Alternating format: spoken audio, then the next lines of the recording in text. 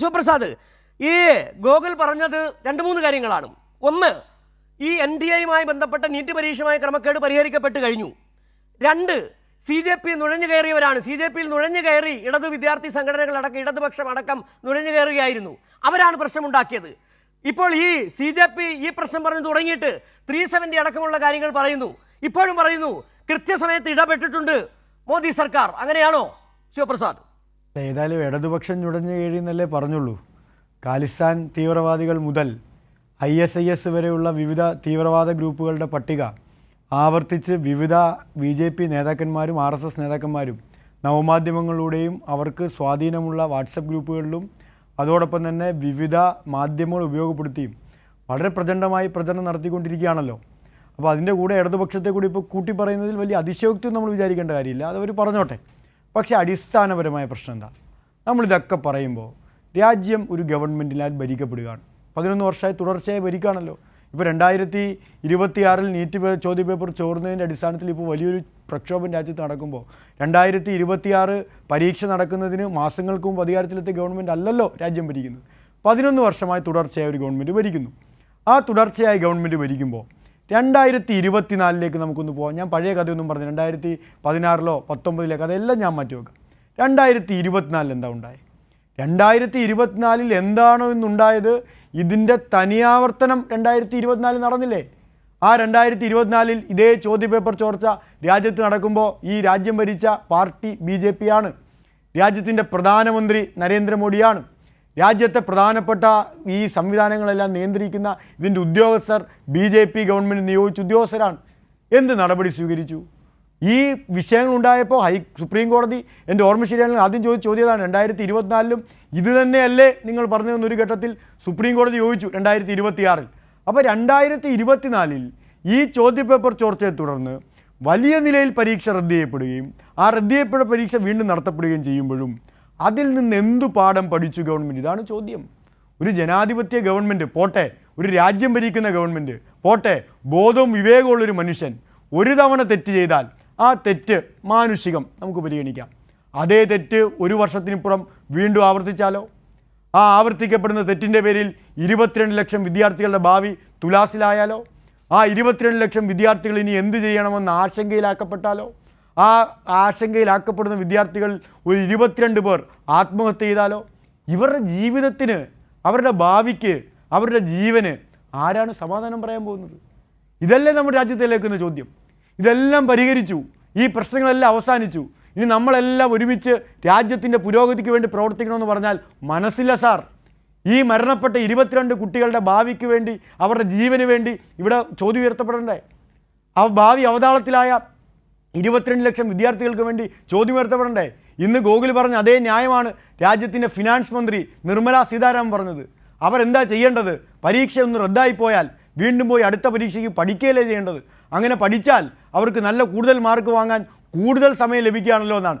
പരീക്ഷ എഴുതാത്തവർക്ക് എന്തും അങ്ങനെ പുറത്തെ കളിക്കളത്തിൽ നിന്ന് എന്താ അഭിപ്രായം പറയാം? റഫറി വിസിലടിക്കുന്നത് പോലെ ആർക്കും ഒന്നും പറയാം.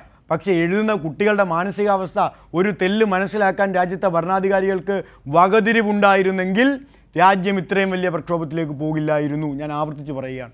നിങ്ങൾ എല്ലാ വർഷവും പ്രക്ഷോഭങ്ങൾ ഉയർത്തിക്കൊണ്ടുവരുമ്പോൾ കക്ഷി രാഷ്ട്രീയത്തിൻ്റെ പതാകയും അവരുടെ രാഷ്ട്രീയ പ്രസ്ഥാനത്തിൻ്റെ പ്രത്യയശാസ്ത്രമൊക്കെ നോക്കി വേർതിരിച്ച് മുദ്രകുത്തി തിരിക്കുമായിരുന്നല്ലോ. ഇപ്പോൾ ആരാ പ്രക്ഷോഭത്തിന് അണിനിരക്കുന്നത്?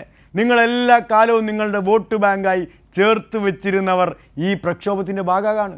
ഞാൻ ഉത്തരേന്ത്യയിലേക്കൊന്നും പോകുന്നില്ല കേട്ടോ. ഈ കേരളത്തിൽ വേണ്ട, ഈ തിരുവനന്തപുരത്ത് BJP സ്ഥാനാർത്ഥിയായി മത്സരിച്ച കൃഷ്ണകുമാർ ഉണ്ടല്ലോ, നിങ്ങളുടെ പ്രധാനപ്പെട്ട നേതാവല്ലേ. കൃഷ്ണകുമാറിൻ്റെ മകൾ മാറി വേണൂസ് കോളേജിലെ വിദ്യാർത്ഥിയാണ്. രേഖപ്പെടുത്തിയ നിലപാടെന്താണെന്ന് ഞാൻ ആവർത്തിക്കണ്ടല്ലോ. എത്രയോ RSS കുടുംബങ്ങളിലെ കുട്ടികൾ ഇതിൻ്റെ ഭാഗമായി നിലപാട് വ്യക്തമാക്കുന്നു. ഇന്നലെ എൻ്റെ അനുഭവം ഞാൻ പറഞ്ഞുതരാം. ഈ സംസ്ഥാനത്തെ പ്രധാനപ്പെട്ട ഒരു RSS കുടുംബത്തിലെ കുട്ടി ഇന്നലെ SFIയുടെ അവകാശ പത്രിക മാർച്ചിൻ്റെ ഭാഗമായി പങ്കെടുത്തു. ഇന്നലെ നടന്ന സംഭവമാണ് തിരുവനന്തപുരത്ത്. എന്തേ ഇവർ വരുന്നത്? എന്തേ ഇവർ നിലപാട് പ്രഖ്യാപിക്കുന്നത്? BJP എല്ലാ കാലവും അവരുടെ ആളുകളാണെന്ന് കരുതിയവർ പോലും രാജ്യത്ത് ഈ അഴിമതിക്കെതിരെ എന്തുകൊണ്ട് പ്രതികരിക്കുന്നു? തിരിച്ചറിയാൻ കഴിയണ്ടേ? നിങ്ങൾ ഞങ്ങളെ കുറ്റപ്പെടുത്തിക്കോ. SFIക്കെതിരെ വിമർശനം പറഞ്ഞു, ഇടതുപക്ഷത്തിനെതിരെ വിമർശനം പറഞ്ഞു, CJPക്കെതിരെ വിമർശനം പറഞ്ഞു, രാജ്യത്ത് ഉയർപ്പെടുന്ന ഈ ശബ്ദങ്ങളെല്ലാം നിങ്ങൾ അടിച്ചമർത്താൻ പരിശ്രമിച്ചോ, ഒരു തർക്കവും എനിക്കില്ല. പക്ഷേ എന്താ പ്രശ്നം? ഈ വിദ്യാർത്ഥികളെ ആര് അഡ്രസ്സ് ചെയ്തു? ഞാൻ വളരെ ലളിതമായി ചോദിക്കുന്ന ഒരു ചോദ്യം, പരീക്ഷയ്ക്ക് മുമ്പ് പരീക്ഷാപ്പേടി മാറുന്നതിന് ക്ലാസ് എടുത്ത ഒരാളുണ്ടല്ലോ നമുക്ക്. ആരായിരുന്നു ക്ലാസ് എടുത്തത്? രാജ്യത്തിൻ്റെ പ്രധാനമന്ത്രി ശ്രീ നരേന്ദ്രമോദി. നല്ല ക്ലാസ് ആയിരുന്നു. എനിക്ക് ആ ക്ലാസ്സിനോട് വ്യക്തിപരമായ ഒരു വിയോജിപ്പില്ല. പ്രധാനമന്ത്രി ചെയ്യേണ്ട ഉത്തരവാദിത്തമാണ് അദ്ദേഹം ചെയ്തത്. പരീക്ഷ മെയ് മാസം 3-ാം തീയതി നടന്നു. 3-ാം തീയതി വൈകിട്ട് പരീക്ഷ ക്യാൻസൽ ചെയ്തു. 2 മാസം 20 ദിവസം രാജ്യത്തിൻ്റെ പ്രധാനമന്ത്രി എവിടെയായിരുന്നു? BJP പ്രതിനിധി മറുപടി പറയണ്ടേ? 2 മാസം 20 ദിവസം രാജ്യത്തിൻ്റെ പ്രധാനമന്ത്രി പരീക്ഷാ തട്ടിപ്പിനെ പറ്റി, പരീക്ഷാ ചോദ്യപേപ്പർ ചോർന്നതിനെ പറ്റി, 22 കുട്ടികൾ ആത്മഹത്യ ചെയ്തതിനെ പറ്റി, 22 ലക്ഷം വിദ്യാർത്ഥികളുടെ ഭാവി തുലാസിലായതിനെ പറ്റി ഒരക്ഷരം വേണ്ട, അരക്ഷരം മിണ്ടിയില്ല. അപ്പോൾ എന്താ മിണ്ടാതിരുന്നേ? അപ്പോൾ കയ്യിൽ അല്ലേ അവർ കൈകാര്യം ചെയ്യുന്ന സംവിധാനത്തിൽ, ആ സംവിധാനത്തിൻ്റെ അഴിമതി, അവർ കൈകാര്യം ചെയ്യുന്ന പരീക്ഷാ നടത്തിപ്പിലെ കെടുകാര്യസ്ഥത എൻ്റെ കൂടി കുറ്റമാണെന്നുള്ള കുറ്റബോധമാണ് പ്രധാനമന്ത്രിയെ ഇതുവരെ നിശബ്ദനാക്കി വെച്ചത്. എല്ലാ വിഷയത്തിലും പ്രധാനമന്ത്രി സ്വീകരിക്കുന്ന നിലപാടതല്ലേ? ഭക്തിയുടെ പേരിൽ രാജ്യത്താകെ നടന്ന് വോട്ട് പിടിച്ചിട്ട് രാമക്ഷേത്രം കൊള്ളയടിക്കപ്പെട്ടിട്ട് ഒരക്ഷരം ഇതുവരെ രാജ്യത്തിൻ്റെ പ്രധാനമന്ത്രി മിണ്ടിയിട്ടില്ലല്ലോ. രാമക്ഷേത്രത്തിൻ്റെ നേരത്തെ പറഞ്ഞ പോലെയാണ്, പരീക്ഷയ്ക്ക് മുമ്പ് പരീക്ഷാ ക്ലാസ് എടുക്കാൻ പോയ അതേ പ്രധാനമന്ത്രിയാണ് രാമക്ഷേത്രത്തിൽ പ്രതിഷ്ഠ നടത്താൻ പോയത്. രാമക്ഷേത്രത്തിൽ പ്രതിഷ്ഠ നടത്താൻ പോയ നരേന്ദ്രമോദി അതേ രാമക്ഷേത്രം BJP-കാരാൽ, RSS-കാരാൽ, വിശ്വ ഹിന്ദു പരിഷത്തുകാരാൽ കൊള്ളയടിക്കപ്പെട്ടിട്ട് ഒരക്ഷരം ഈ നിമിഷം, ഈ നാഴിക വരെ മിണ്ടിയിട്ടേയില്ല. ഇതാണ് രാജ്യത്തെ BJP പ്രധാനമന്ത്രിയുടെ 56 ഇഞ്ച് നെഞ്ചളവുകാരൻ്റെ രാഷ്ട്രീയ ടാക്ടിക്സ്. പക്ഷേ ഈ ടാക്ടിക്സ് പുതിയ കാലത്തെ വിദ്യാർത്ഥികൾക്ക് നടപ്പിലാവില്ല എന്നതാണ് ആ പ്രധാനമന്ത്രിക്ക് രാത്രി 11:54 സാഷ്ടാംഗം തെറ്റുപറ്റിയത് പരിശോധിക്കാമെന്ന് പറഞ്ഞ് ഒരു വീഡിയോ ചെയ്യേണ്ടതായി വന്നത്. എന്തായിരുന്നു നിർദ്ദേശം? ആ നിർദ്ദേശം ഒന്ന് ഓർത്താൽ മതി. ഞങ്ങൾക്കൊന്നും കിട്ടിയില്ല. BJP കേന്ദ്രമന്ത്രിമാർക്ക് കിട്ടിയെന്ന് നിങ്ങളുടെ തന്നെ ചില മാധ്യമങ്ങൾ റിപ്പോർട്ട് ചെയ്തതാണ്. മാധ്യമപ്രവർത്തകർ പല ഭവ്യന്ത്രേണ സംസാരിക്കുമ്പോഴും റിപ്പോർട്ട് ചെയ്യുമ്പോഴും പറഞ്ഞാണ് കേന്ദ്രമന്ത്രിമാരൊന്നും പ്രതികരിക്കാത്തത് മനഃപൂർവ്വമാണ്, അവരുടെ രാഷ്ട്രീയ ലൈനാണ്, അവർക്ക് കിട്ടിയിരിക്കുന്ന നിർദ്ദേശമാണ്. എന്താ നിർദ്ദേശം? ഒറ്റ കേന്ദ്രമന്ത്രി പോലും മിണ്ടിപ്പോയേക്കരുത്. മിണ്ടിയാൽ എന്ത് സംഭവിക്കും? ഇവർ നടത്തുന്ന ഈ സമരത്തിന് രാഷ്ട്രീയ അറ്റൻഷൻ കിട്ടും. നമ്മൾ പറയുന്നത് മീഡിയ കൊടുക്കലല്ലോ. ഏത്? ഗോസ്വാമിമാരുടെ ഗോഡി മീഡിയ കൊടുക്കുന്നത് നമ്മൾ പറയുന്നതേ ഉള്ളൂ. അപ്പോൾ നമ്മളെന്തെങ്കിലും പറഞ്ഞാൽ അവർക്ക് മാധ്യമശ്രദ്ധ കിട്ടും. അങ്ങനെ മാധ്യമശ്രദ്ധ കിട്ടാതിരിക്കണമെങ്കിൽ നമ്മൾ എന്ത് വേണം? നമ്മൾ മിണ്ടാനേ പാടില്ല. എന്തേ JP നദ്ദ ഓടി ആശുപത്രിയിലേക്ക്, അവിടെ നിന്ന് ഇറങ്ങി ഓടി CJP പ്രതിനിധികൾ ചർച്ച ചെയ്യാൻ ഇപ്പോൾ പോയത് 40ാമത്തെ ദിവസമാണല്ലോ പോയത്.